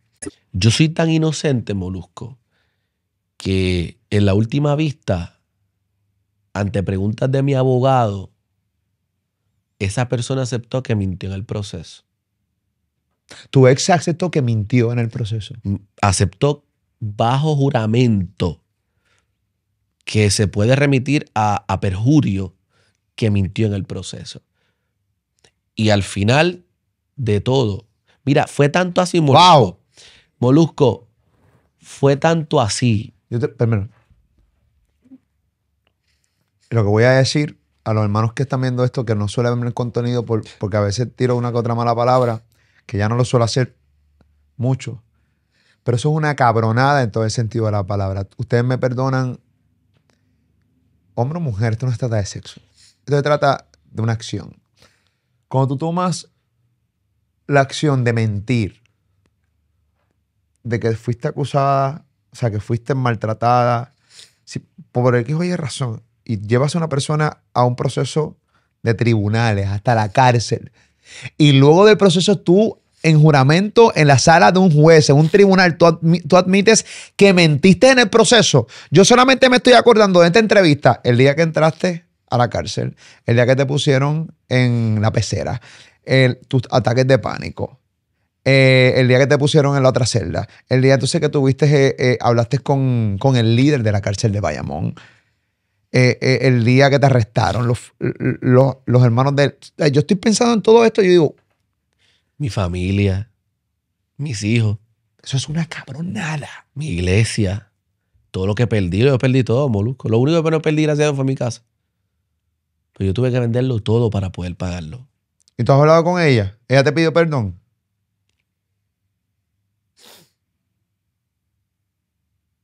¿Te pidió perdón? ¿La perdonarías? Desde el primer día estaba perdonada. Desde el primer día. Molusco, yo no te estoy hablando de una vecina. ¿Tu esposa? Yo te estoy hablando de mi esposa. ¿Nunca te amó entonces? Yo no sé lo que pudo haber sentido ella, pero yo te estoy hablando de mi esposa. ¿Tú la amaste? Profundamente. ¿La amas todavía? No, ya no. Pero yo amaba a mi esposa, papi, profundamente. Profundamente. Para mí mi esposa era algo tan especial. Nosotros todo lo que quería. ¿Quieres negocio? Vamos a comprarte negocio. ¿Quieres un carro? Vamos a comprarte carro. ¿Quieres viaje? Vamos a viajar. Montamos una tienda para ella, una boutique. La nena, de todo tenía. O sea, ¿Y extrañas a la nena? sí, sí. Pero más extrañas a tus hijos que nunca pudiste. Sí. Cuando yo estamos en el proceso del juicio, incluso en un programa de televisión de la Comay, que me dio con todo. ¿Cobo? ¿La Comay? Bueno, la Comay. Me dio con todo. Yo creo que hay gente que me pregunta, pero ¿tú crees que fue injusta? Mira, inicialmente todos fueron injustos, porque obviamente la noticia fue el pastor le hizo esto a la esposa. Pero yo creo que llegó un momento donde las aguas comenzaron a tomar su rumbo, no solamente en la prensa, sino en ese programa, que, papi, yo salí en ese programa, yo salí 3 veces por mes, 1 año y 6 meses. Por eso y por cualquier cosa. 1 año y 6 meses, 1 o 2, 3 veces en ese programa. Y yo creo que fueron al final un poco más justos. Porque una vez pusieron unos videos de ella pasando por casa o entrando a mi casa en el proceso. Uh-huh. Y ella pues comentó y dijo que era mentira, habiendo video. Y ahí empezó el pescado. El pescado del programa. De ese programa que investigó hasta la sociedad. Ah, ok. Y comenzaron a... Pensaba que era el tribunal del juicio. ¿De los dos? De los dos, ok. Pero más del programa, porque este programa que se dedicó a todo el tiempo, llegó un momento donde ellos dicen, están diciendo esto, tenemos la prueba, y la Comay lo tira sin prueba. Y ahí dice, aparentemente, alegadamente, esto es lo que nos están llamando. Y ahí hizo un comunicado y dijo, eso es mentira, eso es falso, yo jamás he hecho eso, yo jamás he pasado por ahí. Y Cobo tenía ya los videos que le habían enviado. Dijo, no mientas, así no se puede, así no se miente.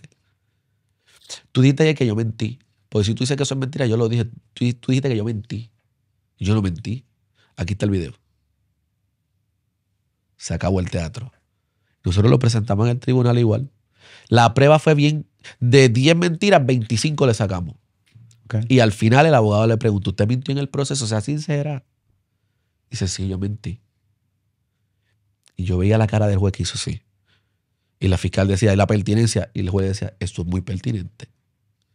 Porque una persona que está diciendo que este muchacho le hizo todo lo que le hizo y está diciendo que es mentira, esto es pertinentísimo. Después sale del tribunal y dice, no, yo lo perdoné, yo no quiero testificar, pero yo rehice mi vida. Y yo en mi casa, el país juzgándome, mira qué bonito todo. Rehizo su vida y la cosa va. Y yo callado. Y el abogado no me emita comentarios. Por eso es el famoso verso que puse en las redes de mientras callé se consumían mi hueso. Porque es un verso bíblico del salmista David. Cuando tú no puedes decir algo que te consumes por dentro, por el respeto a todas las partes. Y en una de las vistas, la fiscal, la última, le dice, la primera pregunta, Molusco, la primera.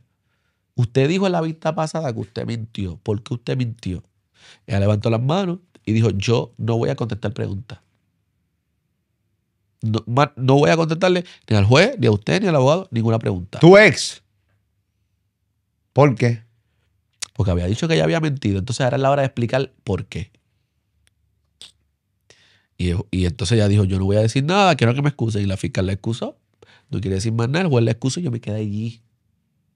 En resumidas cuentas, ¿en algún momento explicó por qué mintió? Ella no hay explicación. No hay explicación. Yo puedo decir muchas cosas, Molusco. Mira, yo no estoy aquí para convencer a nadie, fíjate. Yo no estoy aquí para convencer a mi país, ni para hacerme la víctima de todo lo que yo viví, Mira, perdí mi iglesia, perdí mi reputación, perdí mi buen nombre. Yo perdí mi buen nombre, perdí mi trabajo, perdí mucho, casi lo pierdo todo. Y el que lo ha perdido todo no tiene nada que perder. Yo no estoy aquí para convencer a nadie. Yo estoy aquí para compartir contigo parte de lo que yo viví, porque esta es parte de la verdad, no de mi verdad. Esta es parte de la verdad. Y yo lo hago porque yo no quiero. Hay mucha gente, Molusco, que me dijo, pero ¿y por qué tú quieres hablar? ¿O por qué tú dijiste que sí, que iba a hacer la entrevista con Molusco? Porque yo tengo 25 años, Molusco. Ahí me quedan 60, 70 años más por vivir. Y esto me va a perseguir toda la vida. Y yo sé que este programa va a estar intrínseco por toda la vida en alguna red social. Y mucha gente va a ver que en 2 juicios diferentes salí inocente, no causa, por 2 jueces diferentes. Una mujer, que yo decía, esta juez es mujer, y dijo no causa. Y por un juez varón, no causa. Y cuando en el tribunal en ambos juicios se preguntó, ¿hay prueba de la violación? No, nunca hubo. La fiscal nunca investigó. Vamos a radicarle eso al muchacho y que se resuelva en el tribunal.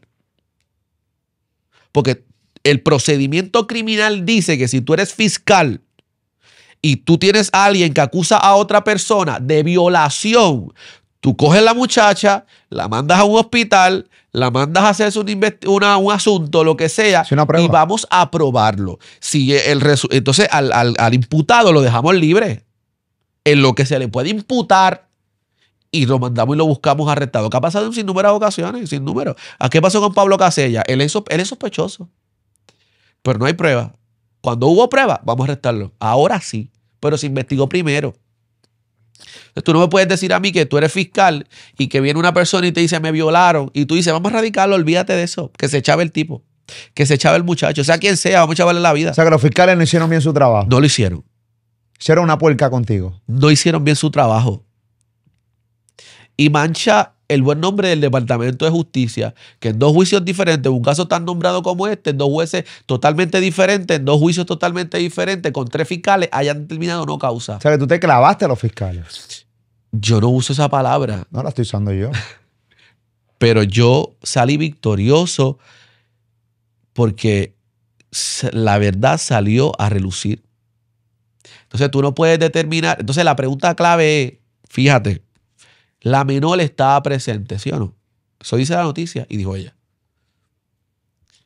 ¿Y dónde está la menor? ¿Por qué no habla? Siéntamela ahí. El abogado mío decía, vamos a sentarla. La menor no. Pues está bien, vamos a hacerle la evaluación del trabajador social. ¿Cómo tú te llevas con él? Bien.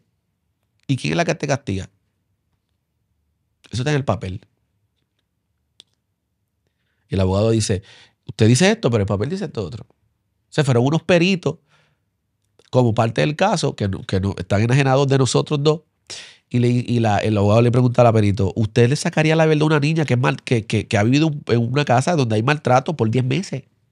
Y ella dice, claro, eso es fácil de decir. Entonces, hay otro perito que entrevistó a la menor a sola y dice que la menor dice que se lleva bien con él.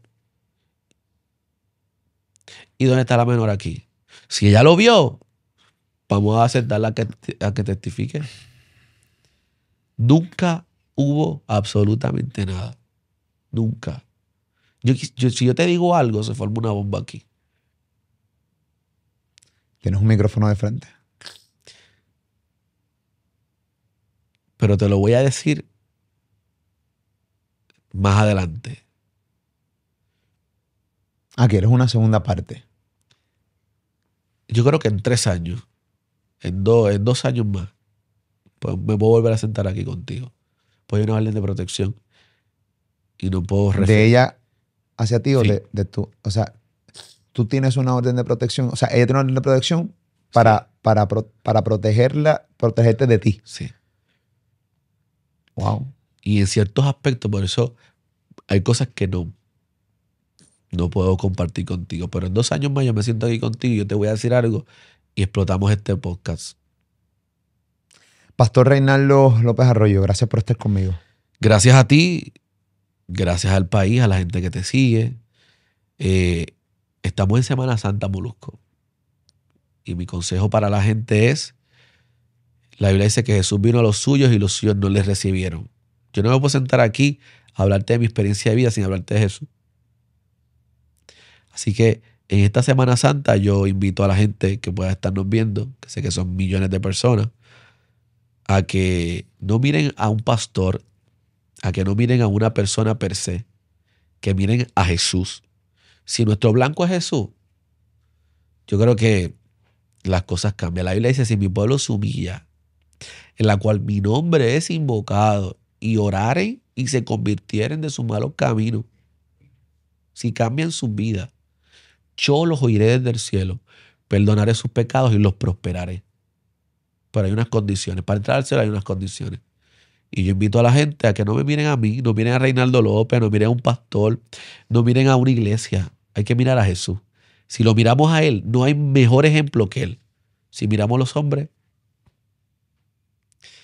no vamos a llegar a ningún lado.